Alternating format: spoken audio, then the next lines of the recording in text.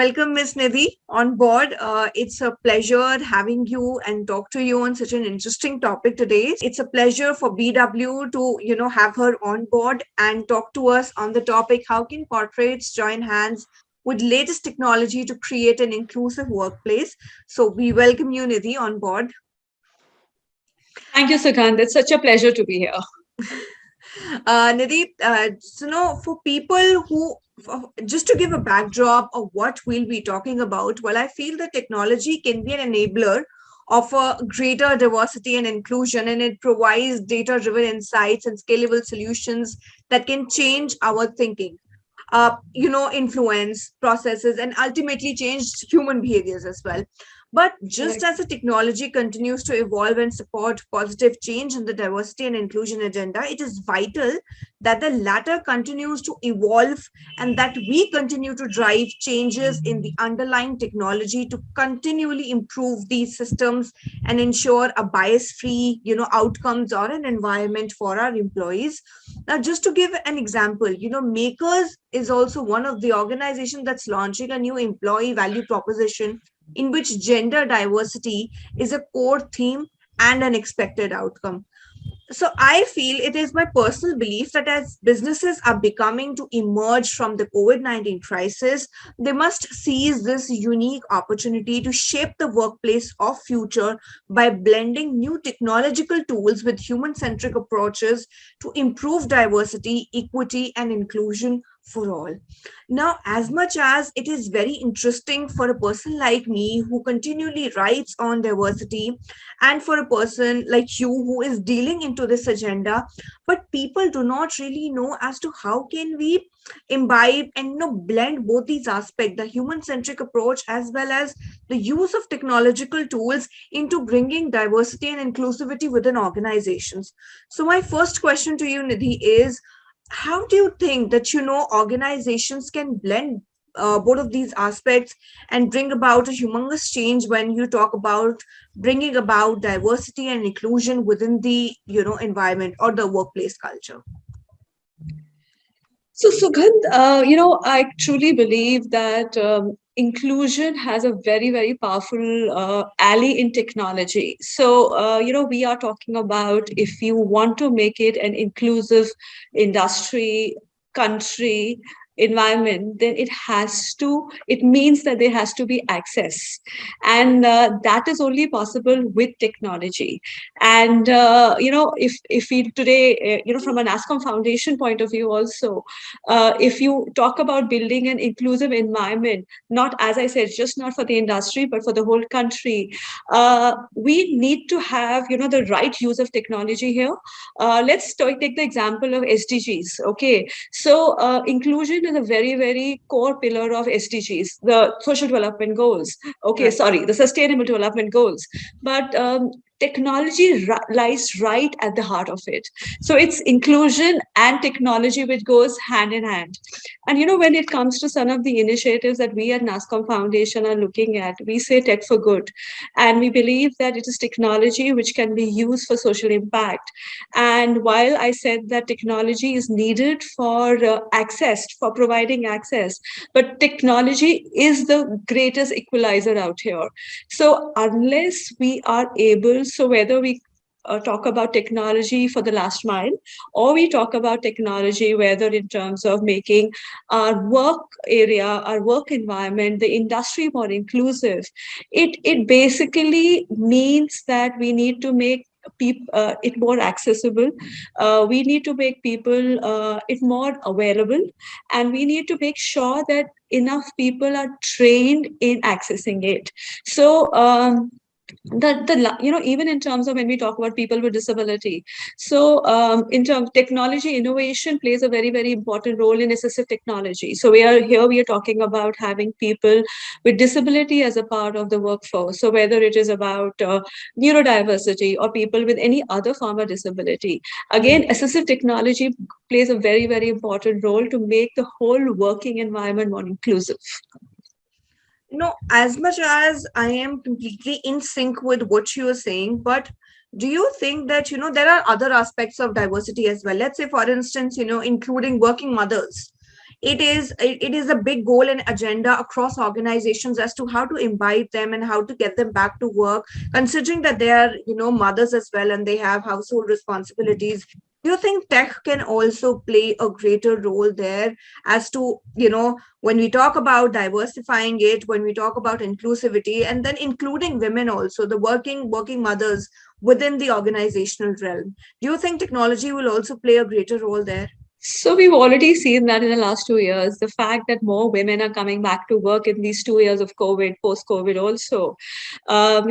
This whole one, of course, the hybrid culture, but the fact that everybody was able to sit in the house and use technology to work, we see a lot of women coming back to work, and that is one of the reasons that NASCOM and NASCOM Foundation are looking at launching a program on women returnship, because there are a lot of women who have given up careers in the last few years Exactly. because of family pressures and commitments. And right now, this whole technology, accessibility to technology, is helping. And when we go, in fact, very interesting fact, even in the rural areas, we've seen the change. So we have been running a digital literacy programs for years, but what we saw that was that earlier, I think more than 70% of our beneficiaries in digital literacy program used to be men. But in the last 2 years, it's more than 60% who are women.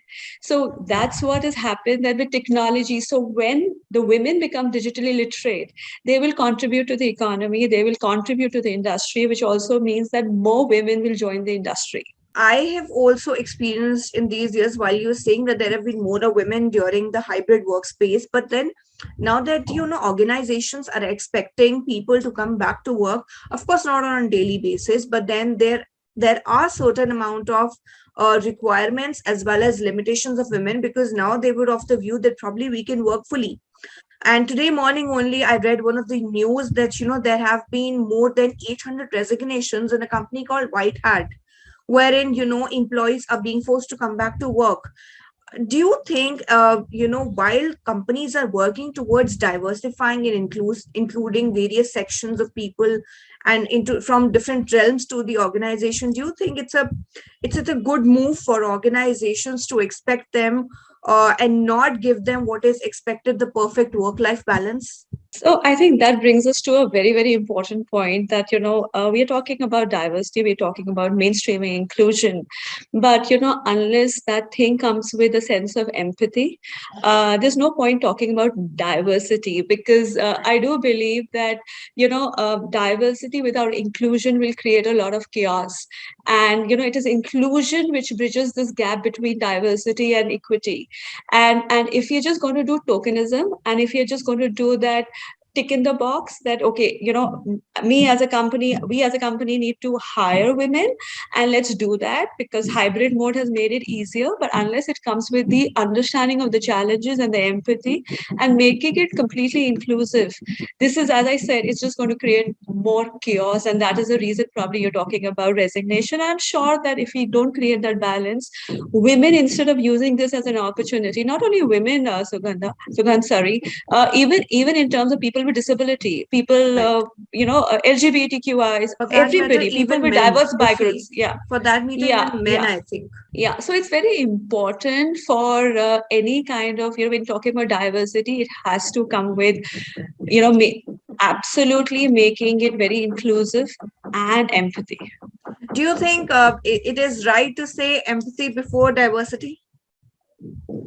I would say definitely, unless the people who are taking the decisions, whether it is the leader of the company or HR or the diversity officer, unless you empathize, unless you understand the issue and the challenges which comes with diverse workforce, there is no point actually building a diversity agenda for any company. So that sensitivity is most important.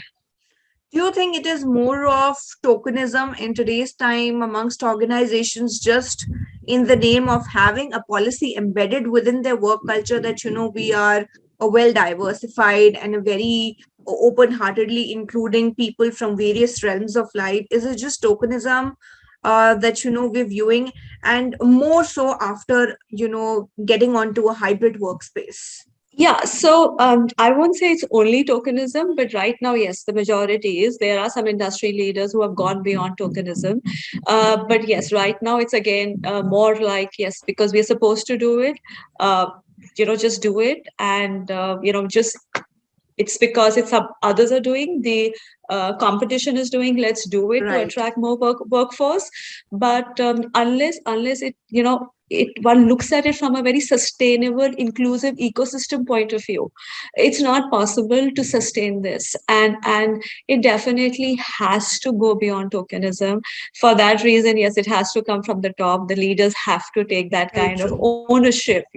They have to make it their business agenda. Unless they make it their business agenda, it will stay tokenism. And I don't think that will benefit anyone. In fact, it will be more detrimental to this whole issue of diversity and inclusion rather than benefiting it. No, I completely, agree with your point, because recently I also read a report of World Economic Forum.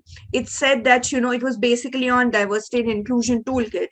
It outlines the practical and positive ways in which technology can be leveraged to create workforces that are fair, equitable, and diverse. And at its best, technology can help reduce bias, diversify talent pools, and benchmark diversity and inclusion. But the other part of it, the enabling part of it has to come from within. And there are very few organizations I've seen, Nidhi, who are actually deep delving, working towards creating, rather than a diversified environment, but more of an environment where the policies are being put to use, wherein employees are actually able to access those policies, and without, organizations boasting about it, or making it form of a tokenism. So, with regards to NASCOM, can you elucidate upon list of programs or initiatives that have been planned with regards to inclusion and diversity for the year 2022 and beyond for NASCOM's workforce? Yes, definitely. So, what you earlier said and how you started with is saying, yes, the human-centric approach. And that is what, we at NASCOM and NASCOM Foundation are highlighting and focusing on. And, we have ourselves kind of created our own values. And one of the values is around trust and inclusion. So these are some of our core values. And without that, so we realize that we have to walk the talk and we have to be the Right, leaders out here. So for us, these are non-negotiable values, and we are ensuring that each one in the organization, they understand it and they follow it. But as far as the industry goes, we are already, as I mentioned, we are already working on a returnship program. NASCOM has also recently launched a mentorship program for women who have more than 15 years of work experience. They're going to be mentored. So we started with the first cohort, and they're going okay, to be mentored by some global industry leaders. So, that's just the beginning. Along with that, we are also talking about having some special programs for skilling, employability for people with disability, and and also for a special program on LGBTQ, especially with a focus on transgender, because one, it's our responsibility to sensitize people, to sensitize industry, and secondly, we are talking about a huge skill gap, and we have a ready workforce out here. So we're just trying to see how we can integrate that.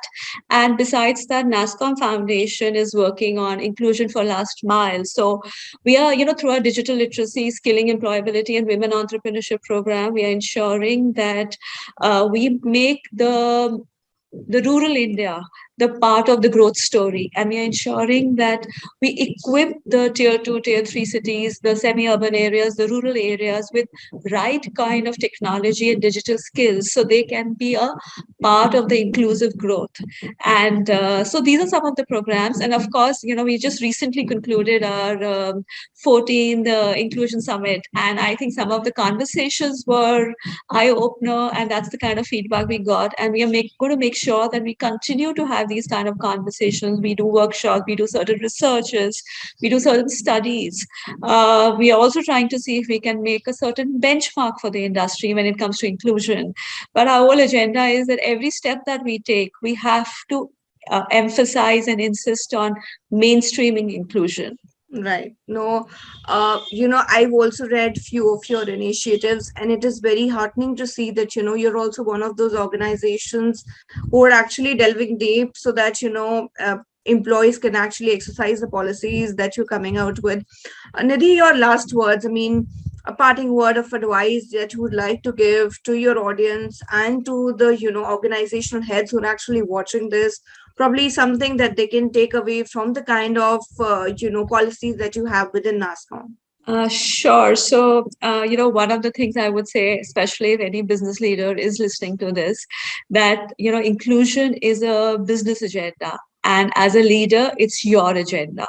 It is not a HR agenda. It's not a diversity officer agenda. So I think unless it comes from the top, we are not going to go much ahead with it. So that's one big, request that I have for every leader. Make it your agenda. The second is, it's about mainstreaming inclusion. Make sure that it goes beyond tick in the box. It goes beyond just talking about gender. It has to be about including everybody, from BWDs to LGBTQ to other cultural sensitive issues. And of course, we are talking about last mile. And third is, of course, beyond tokenism. So I just feel and believe that unless the leader takes the responsibility and the initiative, um, we are not going to make much progress. So a big request and a message to everyone that mainstream inclusion, make it your agenda.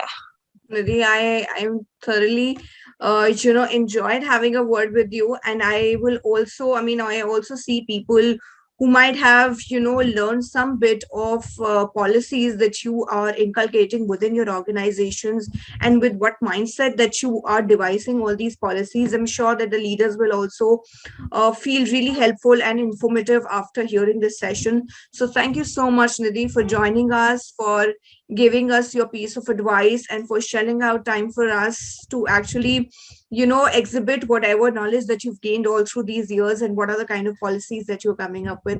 So thank you so much for joining BW for this conversation. Thank you, Sukhan. It was a pleasure. Thank you so much.